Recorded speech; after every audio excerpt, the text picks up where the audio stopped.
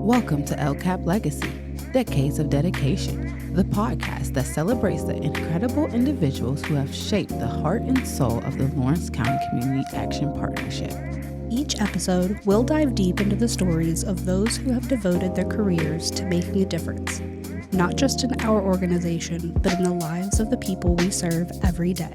We'll uncover their journeys, explore the moments that inspired them, and highlight the lasting impact of their commitment to LCAP's mission. So whether you're here to learn, be inspired, or simply celebrate the amazing people who make LCAP what it is, thank you for joining us. This is LCAP Legacy, Decades of Dedication. Let's get started with today's guest.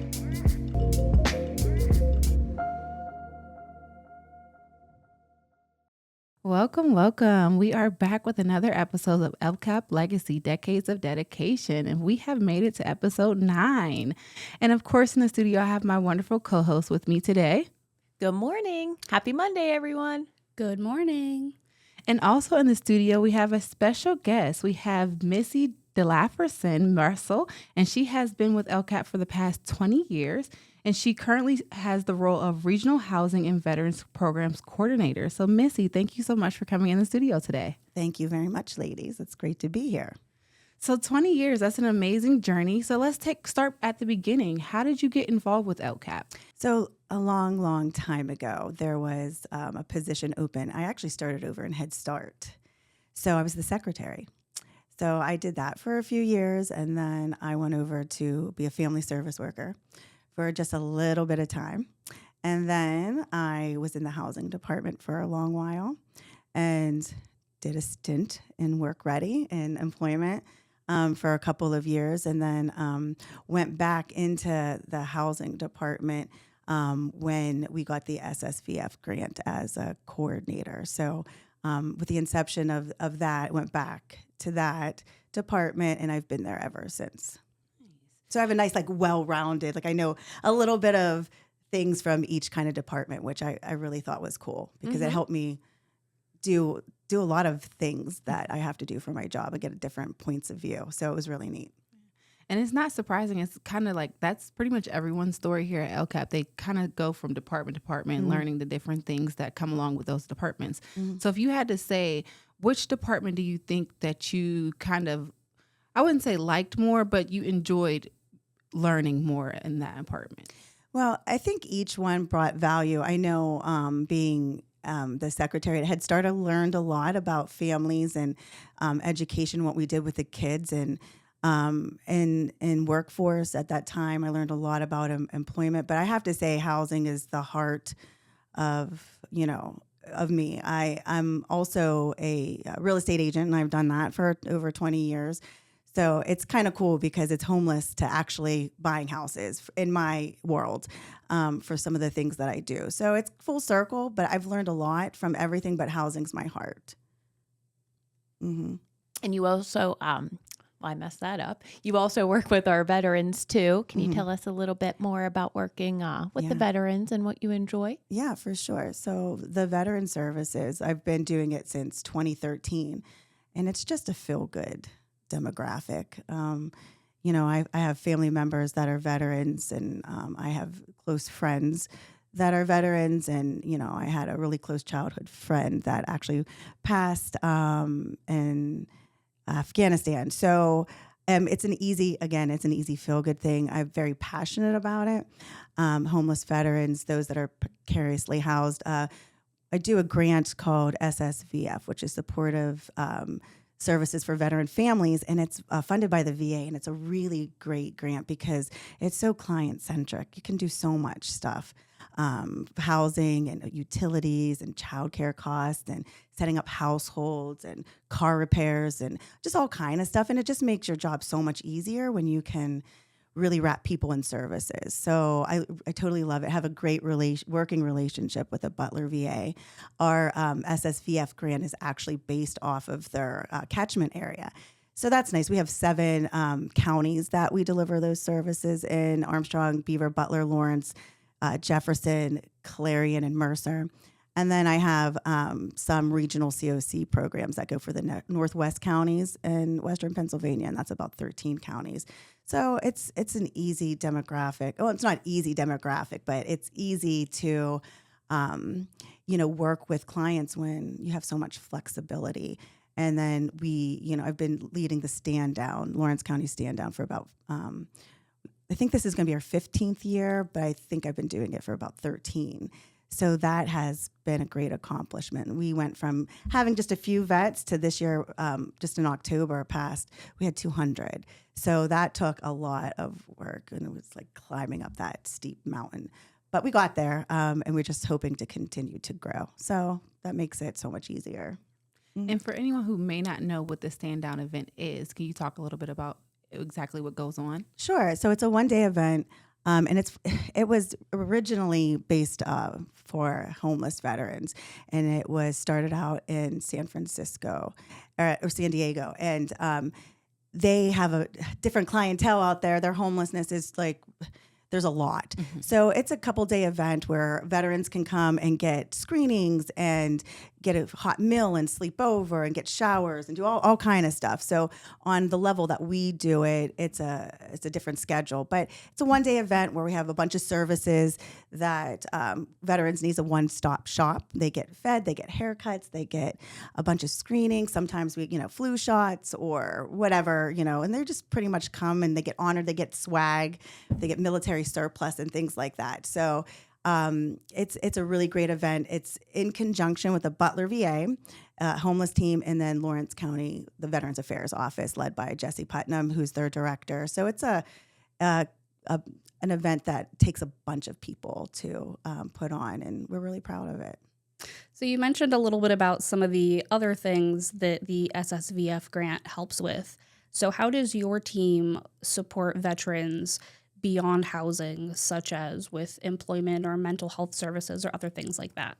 That's a great question. So because we are housing counselors, advisors, that's our area of expertise. So a lot of that stuff we have to refer out. And we're able to do that by our community partnerships with either if they have issues with drug and alcohol or mental health services, local mental health, or we connect them to VA services. And we really make sure we have a collaborative case management to that, we're all working towards the same goal. Everybody knows what the other person's doing. And obviously that the veterans a part of that planning. It's sometimes difficult because we want sometimes more than our clients want.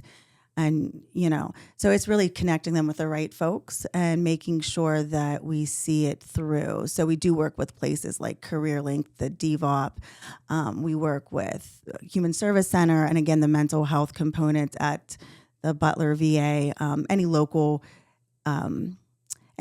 folks or places that our veterans want to work with, that we always go with what the veteran wants. So we make sure that they feel comfortable, and that we do some hand-holding to make sure that they're just seeing things through, because I don't know if you've ever been in a conundrum before. I know I have, and sometimes you just need someone to come alongside you and help you out a little bit. And that's what we try to do, to make sure that they have that support. Not technically do it for them, but make sure that, that they feel comfortable. That's fantastic. Mm-hmm. And you have been in housing for about a decade. Is that good to say? A little bit over that. Yeah. So how have you seen housing assistance evolve over the years, and also the veteran assistance evolve over the years? That's such a great question. So sometimes it's feast or famine, but I can say that we're blessed. This agency is blessed with, being able to get grants and keep them and meet benchmarks and goals, and you just really solidify your stance in the world. I feel like in the nonprofit world, we work really, really hard. So, and I say all that to say, you can see the trends over the years where we had a few grants, and now we have bigger grants, and they cover more things, and they're longer in length. And then we're really great at blending funds and braiding funds, so we can give our clients more bang for their buck, so to speak. So everybody that comes through this door, we screen in, we don't screen out, which is a little bit different thinking, but from prior, because you had a little bit of money, you have to make sure the neediest folks get it. But now that we have more, we're trying to be more methodical about, it's called rapid rehousing assistance, that it's packaged per person because everyone's different. You might need a lot. I might need a little. Someone might need ongoing permanent supportive housing. So I've seen that grow in the years that I've done this, just the ability to help people longer and more. And the needs have definitely changed from a decade ago, even since COVID. I mean, that threw the world it's in a tailspin. And we've seen that consistently since 2020, just the need, the barriers, the mental health, the drug and alcohol. You wouldn't necessarily think that, but it's true. It's definitely different. The way people think, and, even the world is so big, but now it's just like I have partners across the state, and we're now used to doing these, in team meetings, or, where you're constantly talking to someone and training and doing things. And we didn't do that before. You know what I mean? It was, you had webinars and things you'd learn and train, but the way we do things here at LCCAP, we have a lot of regional programs. So our reach could be across state. So you have to learn how to meet the needs of your partners and their staff and their clientele. So it's definitely been a big change in the last 10 years because the regional programming that we have and all those braiding of funds to make clients get what they need when they need it. So it's a huge difference from a decade ago, even a couple of years ago, for sure. In your current role and in your previous roles, you've had a lot of face-to-face with clients. Mm-hmm. So just that interaction of seeing how you've been able to assist them from whatever needs they may need mm-hmm. to where they may be going in the future. What is it like just being able to be that face to be able to help them through those services? I'm kind of removed from a lot of face-to-face. I do a lot of face-to-face with our partners, our contractors, and training them to deliver the services. I can tell you that I get some of the clients or community members that maybe are a little more difficult to serve. And I've had a few of those, and it's very challenging, but it all is dependent upon them knowing and trusting you, that they believe that you truly want to help them, that they're just not another face or a number or something. And really, that's all people want, is to feel seen and feel respected and know that you got their back. So I feel like that's my forte. I'm able to connect a lot with more of the difficult clients and have positive outcomes. They're not that, they go and they end up being permanently housed for the rest of their life. They come back through the systems and things like that. But it's like getting them to realize sometimes their worth or what else is out there, or that people do care. And even if we mess up this time, there's still a next time and then a next time, that it's so. And I think that our whole department kind of has that feel to it, because I know other places that I've been throughout my travels and with, the work that I do, our staff are definitely very accommodating.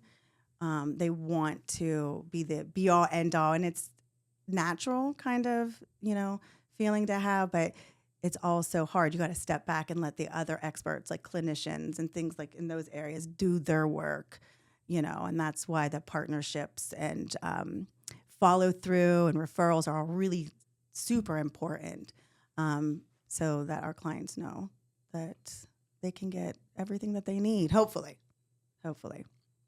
I like how you mentioned that. Basically that, this is LCCAP though. This is what we want to, this is what we do for everybody. Our early learning, we are our housing department, all of us, all of our different departments are here to serve the community, to get them what they need. And we are here. We're here to listen to them. Yeah, I can honestly say that. And I don't know anyone, at least in this agency, that doesn't feel that way. And sincerely, too, like sincerely. And that's really cool. to know that, and even some of the community partners that I work with, especially with the vets, like they are doing it because they want to do it. They want to do it. And that makes the difference. Most of us needs a job. Most of us, need to do something, but it's different when you want to do it too. It makes a difference in the help that you give, so that's a really cool thing. And I can say that with all sincerity, the folks that I work with, including you all around this table, really, really want to help people. And that's one great thing about this agency that I can say, True Blue, whatever you want to call it. It's really honestly about helping people. So it makes working easy when everyone has the same goal. And it's not about me. It's not about you. It's just about whoever can help them. We're going to help them. So if we have some members of our community that do want to help, what are some ways that they'd be able to get involved with helping with housing and veteran services? So, there's a few ways. Folks can volunteer. Definitely during the stand down, we always need volunteers. Just by contacting me, actually, if someone wanted more information on volunteering in the department, but more so stand down. We do street outreach too. So we're always looking to partner and further the things that we do. And even volunteers, even just spreading the word of the things that we do is what we need. It's more, PR, stuff like this. Here's what we do. Here's how you can help. And Missy, you also oversee our front desk area and our outreach. So can you talk about maybe how you balance your achieving your own goals and balance everything and motivating your team that you have? Well, it's easy when you have a good team, first of all. Front counter is definitely a beast in of itself. It's so busy. Our front counter staff, they're great. They know our community resources. They are able to, keep everybody pretty much happy and busy until we're able to be seen. Of intake and processing, and it's just keeping everyone on the same page and letting them know that we're screening in and that we have to be fair and reasonable and we have to support each other, because if one thing fails, whether it's someone not being happy at the front counter or someone not coming in, like if one thing breaks apart and we don't realize what that is, it's just a gradual decline of everything. It just kind of trickles down. So we're learning a lot too, because this is a new way we're doing stuff, but I'm also building out a web-based application to make it easier for staff, that there's less paperwork. There's even for our partners that are counties and counties away. So it's real-time information, real-time approvals, real-time funding, whether you're in Lawrence County or you're in Cameron County or Potter. I'm trying to do that just for to make my job easier, but for our staff, our intake staff, our case management staff, because it's, people before paperwork, but paperwork's really, really important. That's how we are showing, what we do. So I'm trying to build that out too, to make it easy for the amount of folks that come through, not just for veterans, but for everybody. And that has been, that's definitely been an experience, because I'm not an IT person by any means. So that's been a learning curve, and I'm really excited to roll that out. And we're probably just a couple of weeks away from that. So those are some of the things that I want to kind of move the department towards more, and that's kind of what LCAP is about. More technology, streamlining, easier, quicker, faster. Sometimes that makes it harder for us on the front end, you know what I mean? Because it seems like a lot, but then it always morphs into what it needs to be. That's been my experience. So there's some, sometimes there's some frustrations along the way, but as long as everyone stays flexible and knows that we're working towards that. And that's been my experience with those that I've supervised. They've been pretty supportive, and, letting things change and not freaking out too much. but going with the flow. So I'm really hoping to have that rolled out here pretty quick and then make it easier for all of us, especially me.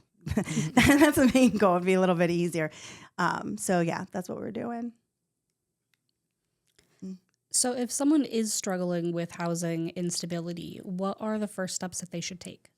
I would say, first of all, if you know someone's in need or they're just curious, to call down to the office 658-7258, and they'll talk to someone typically at the front counter, whether it's Kim or Linda or Rachel, and just ask the questions. And you can always come in. You don't need an appointment. We do walk-ins in the morning, and then we do intakes that are scheduled in the afternoon.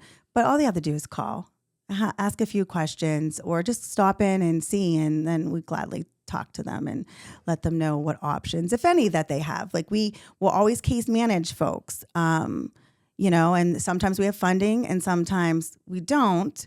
So it's really what we have versus what a prospective client or consumer might want, you know, or need. So it's something that we like to sit down and talk to people about, because it is case management first. So all of our programs are not entitlement programs. They are case management programs, and TFA, or temporary financial assistance. That is just the icing on the cakes. We have it or we don't. And if we do, we'll always use it, you know, for those that are qualified for it. So, And our case managers, they're kind of the ones who kind of put their boots on the ground. They get to all the work.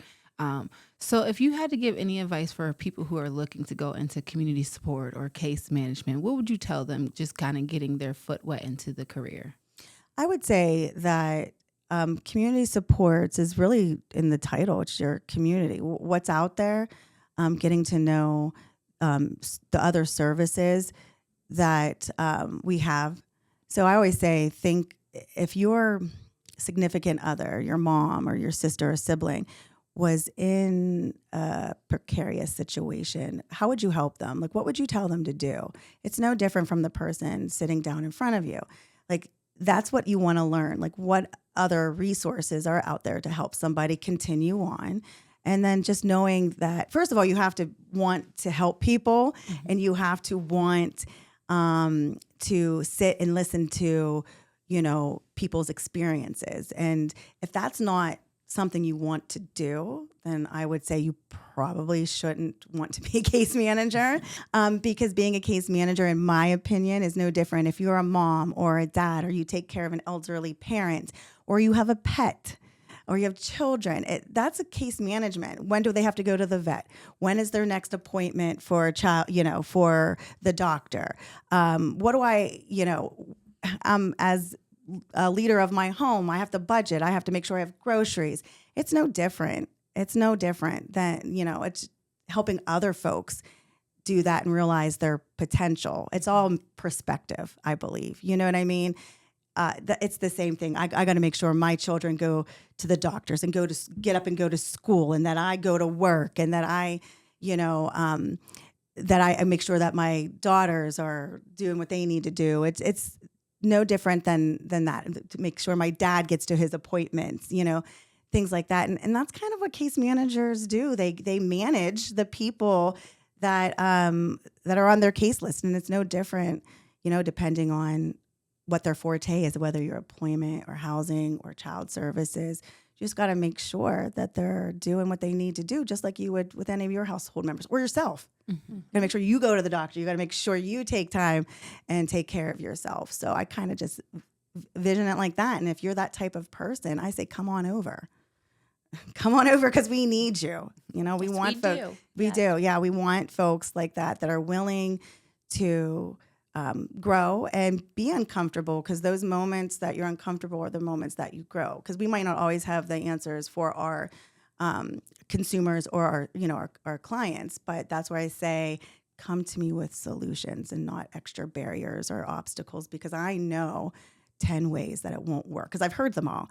Tell me one way that it might work, and then we'll do that. We'll figure it out. We'll explore that. So that's what I've kind of been flipping the script the last 6 months for the caseworkers, just to be like, okay, tell me a way that let's think about it. Like, what else can we do? It doesn't have to be black and white. And even if we give someone something, just a little bit, not even monetarily, but just support or a referral or lending a helping hand, that's all sometimes someone needs to feel better and move on, to the next phase or whatever that awaits them. A lot of people just like to have somebody to talk to, like you Absolutely. said, lend a helping hand, say good morning to them or good afternoon or how's things going. That makes a huge difference. And Kim is great at that, the front counter. She gets lots of compliments because who wants to come in? Like, so honestly, most of our clients or consumers, when they come in, because they're in need and everyone has a lot going on, they probably already are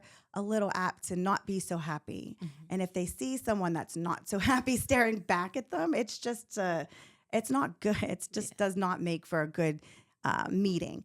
So I can say that that's really the truth. And our front counter folks are great at that, making people feel welcomed and understood, because that's the first phase. That's the start of the experience. And it could all fall apart right from there. You know what I mean? So that the attitude, the perception is a big deal. Yeah, for sure. Yeah. Because people come in and they may have never have been here to LCAP before. It might be their first time, or they're a little embarrassed about maybe asking about the programs and services. So to have somebody like Linda, Rachel, myself at that front counter to be that support, to be that listening ear, to, have a small talk while we're waiting to be seen. That's huge, and that sets us apart. And that's at all of our sites too. Early learning, they have great receptionists at the front counter and healthy homes. So no, it is. It's a big piece of it, because when you go somewhere, when I go somewhere, if someone's looking at me with a scowl on their face, I'm like, oh, I'm scared to go in. I don't want to. Like, oh no, okay, so this isn't gonna, be fun. So it does. It makes a huge, huge difference. And it's also important too. I find us, like you said, it's very important to come in and do just a screening, because maybe it's not really housing that we can help out with. Maybe it's early learning. Maybe it's transportation. Absolutely. Maybe it's help understanding SNAP benefits and the different other resources that Lawrence County has to offer. Yeah, that's a nice thing about a community action too, though. You know what I mean? And we partner when our regional grants that we have for housing for civilians and for veterans, we partner with community actions, because 9 times out of 10, they offer lots of stuff for family members. So even if you might not, I hate to say, get what you want or what you think that you want or need, there's usually something else that we can do for you or a family member. So that's a really great thing about a community action, especially one like ours that has such a large footprint in the community and even regionally. So because if you want to move to a different county, I got you. Depending on what, you know what I mean? Like where you want to go, I can even probably help with that too. So that makes us unique in that fact too. Absolutely. And one of the themes of our podcast here is legacy. So what would you like your legacy to be once you, finally retire? Well, I don't think I'll retire anytime soon. We hope not. So I don't know. I think I would just like it to be that we made a difference in veteran services in the community. That I think too. And then hopefully for department-wise, for agency-wise, I would hope that just the I guess the mindset or the perception of being fair and reasonable and screening people in and taking time to really know our clients, our consumers, but also ourselves and our peers. It's a full circle thing, and it does take a village. I mean, honestly, it really, really does. And just that staff felt supported and understood and heard. I would hope that would be something, and that the programs continue to grow and do as well as they're doing, and that maybe I found a way to do it a little quicker, faster, and better than before. So that would be my hope. Absolutely. So we're going to go ahead and wrap up the personal round of asking personal questions and make our way to the quick fire round. So how that works is we're going to ask you a series of questions, and you can just respond with whatever comes to your mind. You just go ahead and answer with that. And we're going to have Kim and Amber take care of that. Alrighty. So what is one thing about your job that always makes you smile? My coworkers. That is so lovely. Yeah, no, I would have to say too, my Steph G. Yeah, for sure. You know how you have that one person that you can always just look at and kind of giggle and chat. Yeah, but that my definitely my coworkers, not just Steph G, but yeah. Well, she is pretty amazing. I tell her that every time I see her too. She's so calm. I know. And relaxed. She's the calm and to my storm. Takes it all in and is so smart and gives really good advice. So I could see that. Missy, what do you like to do in your spare time? What do you enjoy? Oh, geez. I think I just like hanging out with my family and my friends, just relaxing, really. You know, there's not just relaxing. Yeah. I agree.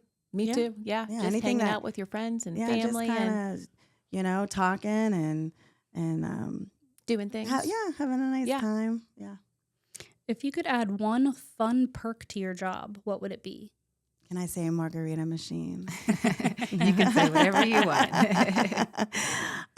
One perk.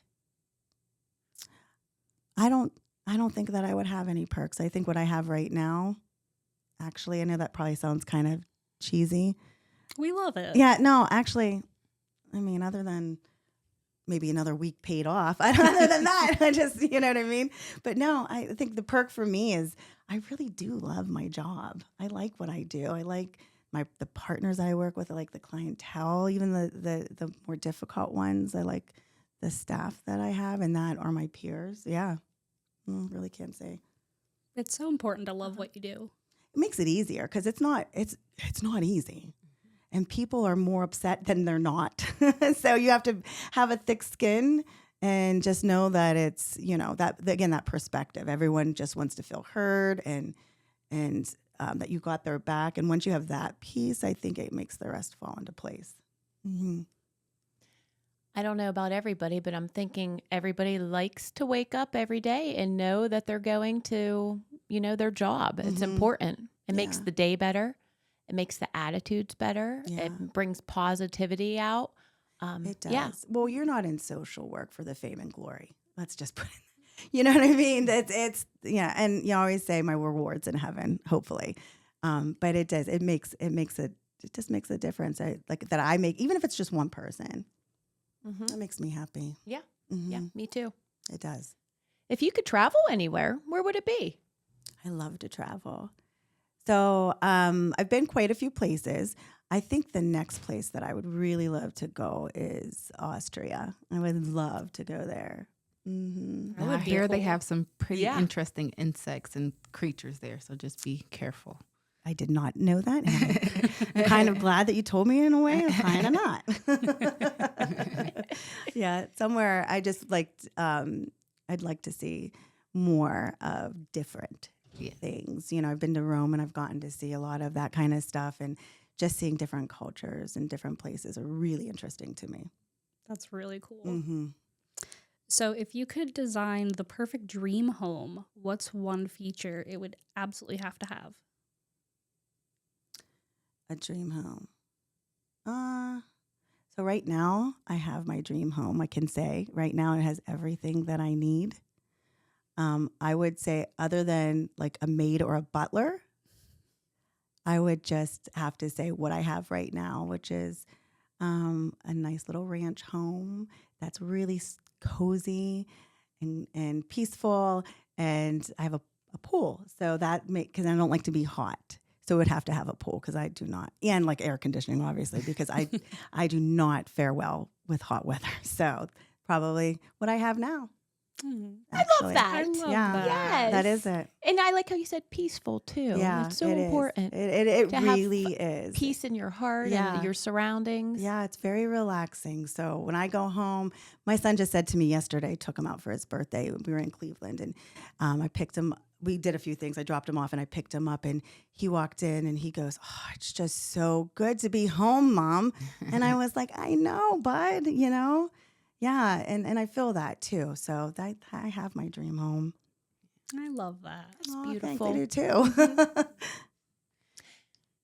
And here in town, we have so many awesome places to eat and to hang out at and to enjoy a good meal. Where's your favorite place to go?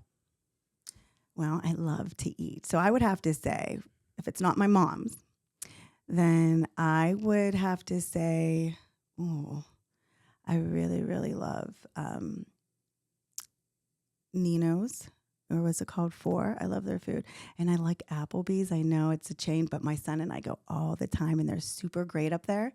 And they make a big deal about us, and they always, the food's always good. And it's just like, I love the staff. So I would say actually Applebee's too.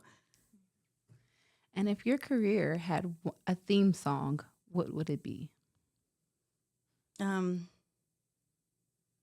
would say, if my career had a theme song, probably just that Rihanna, work, work, work, work. I think that's would be it. Really, that would probably be it, I think. That's a good one. That is. Yeah. Uh-huh. All right. Well, as we wrap up this episode, is there anything that you would like to share or get off your chest before we end? No, I think I would just like to probably wrap it up and say that my tenure here has been an experience, and it's been exciting to be in the different departments and work under different leadership and learn different styles. And I've learned a lot. I've developed a lot. I love my regional programming. I like teaching and training. I enjoy that a lot. The VA has me doing a lot of training and mentorship as well. So I feel like it's just where I need to be right now. And it just kind of fits what I want to do. I like teaching and learning, and that's what I'm doing. And I think I'm just lucky to be here and be able to experience everything that Lawrence County Community Action Partnership has to offer, all the different, departments and things that we do. And I've grown so much in what I can do, what I understand, and with confidence. So I don't know, I guess I'd say thanks. Yeah, it's been a ride, and hopefully you get 20 more years out of me. Yeah. But if not, then whatever I have left to give, I hope it's worth it for everybody. Absolutely. Well, we thank you for your time here. Thank you for coming into the studio with us. And we hope, like you said, it will be another 20 years added on to your journey. God willing. Yep. Thank you, ladies, very much. Thank you. Thank you. Happy to have you. Thanks. All right. Well, that will wrap up our episode 9 of LCAP Legacy Decades of Dedication. And we'll be back next week with another special guest.